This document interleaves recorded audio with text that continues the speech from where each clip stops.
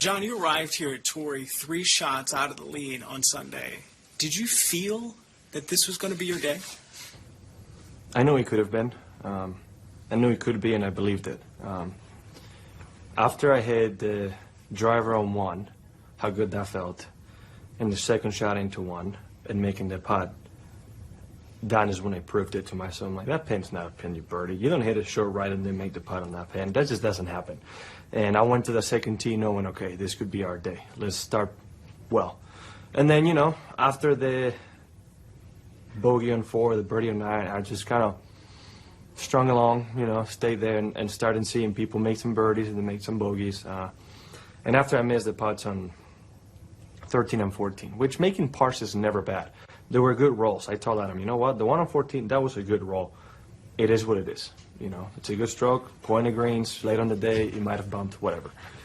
And I went to 15, told him 2 4s and 2 3s win the tournament. Whatever order they happen, I don't care. But I wins it. And I went and committed, really committed on the last 4 holes to basically do that. And as I was playing each shot and each putt, that's probably why the last 2 went in, is just because I knew this was my day. I could feel it in the air. I was nervous and we had the adrenaline, but I could just feel that today was my day. And man, if those 2 putts are in proof of it, I don't know what is.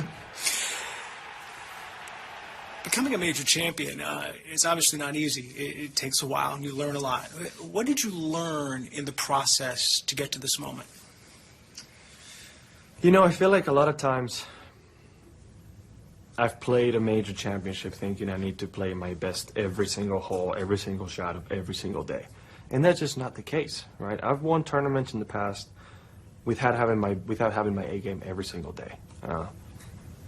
Friday and Saturday kind of being, you know, an example of it, right? It wasn't my best day ball striking, but I, you know, posted a score that was respectable.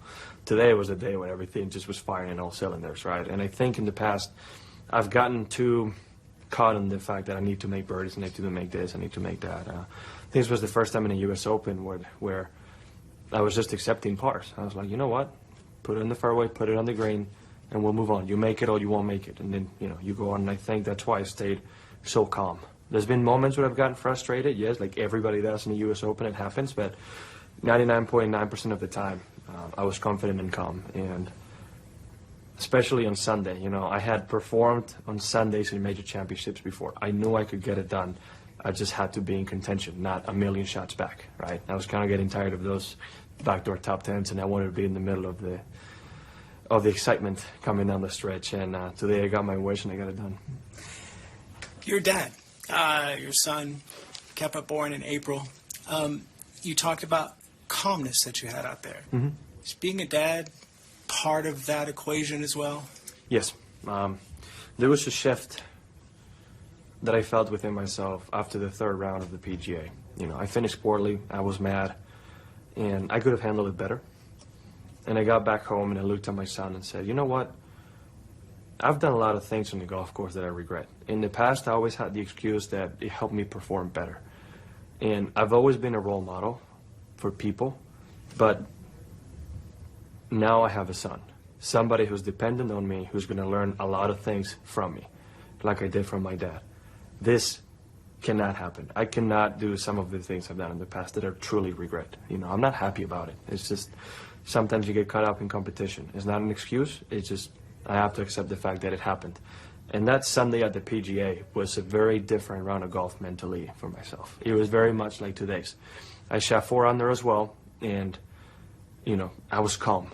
I just felt, let it come to me. You know, I just went and played and tried to be somebody Kepa in the future would be proud of. Now, I'm not expecting it to be smooth sailing till the end of my career. There'll be better days and bad days, but I did make a deal with myself to try to be better. Not for me, but for him. And, you know, I feel like that's a very powerful moment right there. And it helped out a memorial. You know, it was 3 days of amazing golf, and I was put in the performance of a lifetime before I had to withdraw. And, you know, I continued it here to this week. And I never thought the U.S. Open would be my first major. If it had to happen, it was going to be here. But I think my son helped me get that change, you know, get that mentality. I still have the competitive edge and the drive and that, basically, the dog in me. And, it, you know, you can see it on the last few putts. But when I missed shots, like what happened on 9, when I thought it was out of bounds, my face never changed. I just keep on going. We'll figure it out. And hopefully I can keep doing this good a job in the future. Final thing, I'm sure as a child, as a kid, playing the game on the coast of Spain, you dreamed of winning a major championship. Now you've done it not only as a father, but with your parents here to witness it. How does the reality compare to the dream? I still haven't processed everything, but I knew this first major had to happen with my parents present. I mean, not that I didn't try when they weren't there, obviously, I tried my hardest, but I knew it was going to happen with them here. And I feel like this week was, you know, the setback I had 2 weeks ago was only a build-up for this moment. I believed it. You know, I didn't want to say it out loud, but I truly believed in my mind that something good was going to happen this week. I didn't know what. Obviously, we're trying to win, but something really, really good and positive was going to happen in my life. And if you add the fact that, you know, what I've done in Torrey, I had my first breakthrough here. My dad was here for that. My mom wasn't. And you add, now I'm a father. My son's here. My wife is here. Her parents, my parents, everybody except my brother and his family is basically here.